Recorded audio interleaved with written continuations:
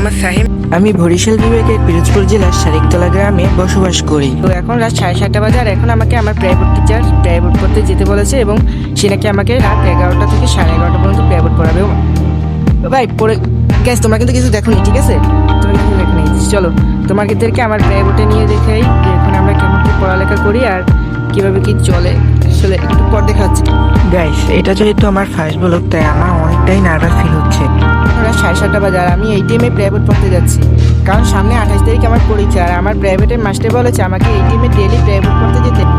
Guys, আমার teacher কিন্তু এখন পর্যন্ত প্রাইভেট পড়াতে এসে পৌঁছায়নি, তাই আমি এই ফাঁকে একটু ভিডিও বানিয়ে নিলাম এবং দেখতেই পাচ্ছ এখানে আমরা সকল ক্লাসমেট বসে একসঙ্গে পড়াশোনা করি।